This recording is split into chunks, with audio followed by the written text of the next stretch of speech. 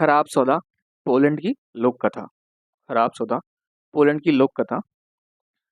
साही को इंग्लिश में पॉर्क्यूपाइन कहते हैं, इंडियन क्रेस्ट पॉर्क्यूपाइन, एंड लोमड़ी को फॉक्स। इस कहानी में लोमड़ी को लोमड़ी कहा जाएगा और साही को साही कहा जाएगा, लेकिन पॉर्क्यूपाइन साही को कहते हैं। तो खराब सौदा पोलैंड की लोक कथा। बहुत समय पहले की बात है। पोलैंड के पोलैंड के एक रीजन में एक लोमड़ी और एक साही रहा करते थे। लोमड़ी के एक सेब का बगीचा था। लोमड़ी के पास एक सेब का यानी एप्पल का बगीचा था और साही के पास एक खेत था। लोमड़ी ने साही से कहा, एक काम करते देखो यार, अगर हम दोनों मिलजुल कर तुम्हारे खेत में काम करें तो फिर जो फसल होगी उसको हम आधा आधा बांट सकते हैं। हम डिवाइड कर लेंगे भाई, आधा आधा शेयर ले लेंगे। इसके बदले में मैं तुम्हें अपने गार्डन के जो है आधे एप्पल दे दूंगा। मैंने बदले में अपने गार्डन के आधे एप्पल दे दूंगा। ठीक है। तो साही ने कहा, ठीक है भाई, ये बात सही है। तो एक काम करते हैं ना, पहले हम इस बात पे राजी हो जाइए किसको क्या चाहिए। तुम कौन सा आधा हिस्सा लोगे, जो जमीन के ऊपर हवा में उगता है या फिर जो जमीन के नीचे मिट्टी में उगता है। लोमड़ी ने कहा, मैं जमीन के ऊपर वाला हिस्सा लूंगा। अब जो लोमड़ी थी वो बिल्कुल ही खेती में तो बिल्कुल कमजोर थी, कच्ची थी, उसे कुछ पता नहीं था कि खेती किस तरह से होती है, फसलें क्या होती है। तो साई ने डिसाइड किया, हम आलू बोएंगे। हम है ना आलू बोएंगे। जैसे ही लोमड़ी ने कहा कि मैं जमीन के ऊपर वाला हिस्सा लूंगा, लोमड़ी ने कहा लोमड़ी ने कहा कि जैसे ही उसने कहा कि मैं जमीन के ऊपर वाला हिस्सा लूंगा, तो साई ने डिसाइड किया कि हम इस बार आलू की फसल उगाएंगे। इस बार आलू की फसल उगाएंगे। दोनों ने मिलकर खेत को खोदा। उसमें आलू के जो भी होते हैं सीड्स डाले और इंतजार किया। आलू बोए, फिर इंतजार किया और आलू की फसल पक गई। जब आलू की फसल कटने के टाइम आया, तो साही ने लोमड़ी से कहा, भाई देखो, जैसा कि हमारा सौदा तय हुआ था, तुम फसल के ऊपर वाला हिस्सा ले लो, मतलब जमीन के ऊपर वाला हिस्सा तुम्हारा है और तुम उसको काट लो और जमीन के नीचे का हिस्सा मेरा होगा। तो लोमड़ी ने ऐसे ही किया। उसे कोई पता नहीं था कि भाई आलू की फसल जमीन के नीचे उगती है, ऊपर नहीं। पर खैर वो बेवकूफ था।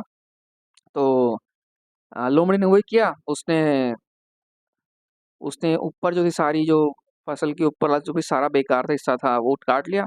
उसके बाद जो है साई की बारी आई। उसने जमीन खोद कर सारे बढ़िया आलू निकाल लिए। अब साई ने कहा लोमड़ी से, अब भाई देखो, इस सौदे के मुताबिक तुम्हारे बगीचे से सेब तोड़ने का वक्त आ गया है। हम तुम्हारे गार्डन से एप्पल तोड़ेंगे और आधा तुम मुझे दोगे। तो एंड में क्या हुआ, साई को अपने खेत के सारे आलू तो मिले ही सही, उसे साथ में लोमड़ी के गार्ड के आधे एप्पल भी मिल गए। तो इस हिसाब से बहुत ही लोमड़ी को घाटे का सौदा था और साई के लिए बहुत फायदे का सौदा। अब जो है अब जो है दोबारा जो है 1 साल बाद साही और लोमड़ी दोबारा मिले।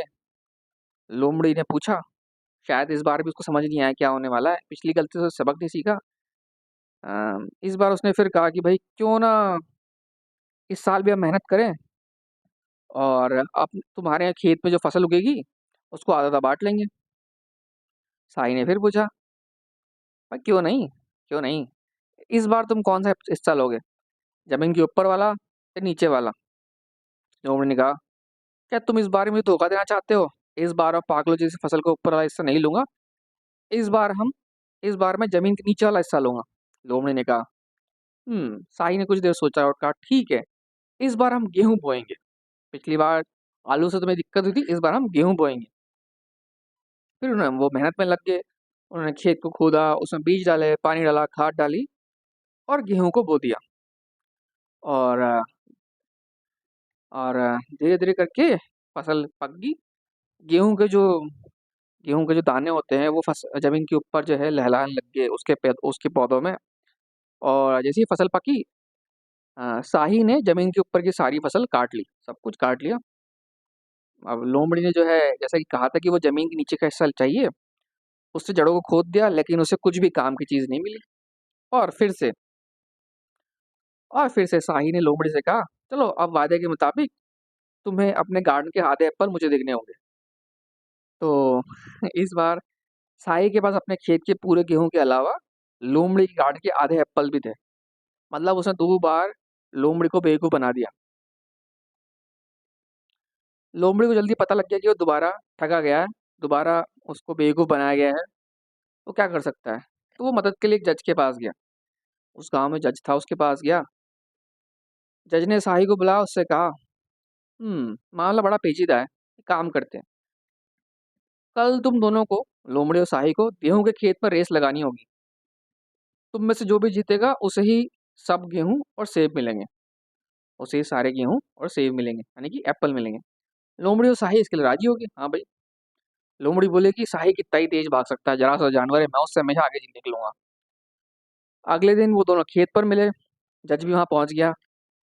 जज ने दोनों से पूछा, भाई लोमड़ी और साहिल तुम दोनों तैयार हो रेस के लिए? तो उन्होंने कहा हाँ। जज ने फिर एक विसल बजाई, सीटी बजाई और दोनों रेस शुरू की। लोमड़ी लोमड़ी सही की तरह की बजाय बहुत तेज दौड़ा, क्योंकि बड़ा जानवर था, दौड़ता रहा। लेकिन लोमड़ी देख रही थी कि जितना भी कोशिश करे सही हमेशा उससे आगे रहता था। वो समझ नहीं पा रहा था क्या हो रहा है। तो हुआ ये कि उस साही के बहुत सारे रिश्तेदार थे जो दिखने में बिल्कुल उसके जैसे लगते थे। वो रिश्तेदार सारे के सारे साही की तरह दिखते थे। वो गेहूं के खेत में जगह जगह छिप गए थे। जैसे ही वो लोमड़ी को आते हुए देखते वो दौड़ने लगते। और आखिरी जो चक्कर था, आखिरी जो लेग था इस रेस का, उसमें साही खुद दौड़ा। उसमें साही खुद दौड़ा। और लोमड़ी जो है आधा खेत भी नहीं जो दौड़ पाया था, लेकिन साही ने जो है लाइन क्रॉस कर ली, फिनिशिंग लाइन। और जज ने चिल्लाते हुए जज ने कहा, देखो ये रहा विनर, देखो ये रहा विनर। और वहां पर जो है साही जो था फिनिशिंग लाइन पे सांस फूल रही थी, और ऐसा सांस फूलाते हुए खड़ा हुआ था, जैसे कि जैसे उसने बहुत लंबी रेस लड़ी हो या जीती हो, या वो एक्टिंग कर रहा था। अब जो है बेचारी लोमड़ी जो है मुंह लटकाए बड़ी थी। शाही ने उसको इस बार भी धोखा दिया। और लोमड़ी जो है अपना सारा गेहूं और सारे एप्पल इस बार खो चुका था। और उसके पास कोई चारा नहीं था ये निर्णय एक्सेप्ट करने का, जज का डिसीजन, क्योंकि वो रेस हार चुका था। अगले साल फिर से अगले साल फिर से साही लोमड़ी के पास गया और फसल में हेल्प करके फसल बांटने की बात की। पर इस बार लोमड़ी जो 3 बार धोखा खा चुकी थी, उसने इस बार मना कर दिया और तौबा कर ली कि अब किसी से वो इस तरह से काम या इस तरह से बांटने की बात नहीं करेगा। उम्मीद है आपको ये कहानी पसंद आई होगी, और आपने इस कहानी से क्या कुछ सीखा है मुझे कमेंट बॉक्स में बताइए। मैं आपके लिए आगे भी ऐसी कहानियाँ लेके आता रहूँगा। अगर आपको लगता है कि इस कहानी से या इसमें दिए गए ऑब्जेक्टिव से आपके किसी दोस्त को फ़ायदा हो सकता है या किसी और को कुछ बेनिफिट मिल सकता है, तो दिए गए लिंक को बाकी लोगों में शेयर कीजिए और बाकी लोगों को भी इससे बेनिफिट दिलाइए। अगली कहानी तक के लिए have a good day, good bye.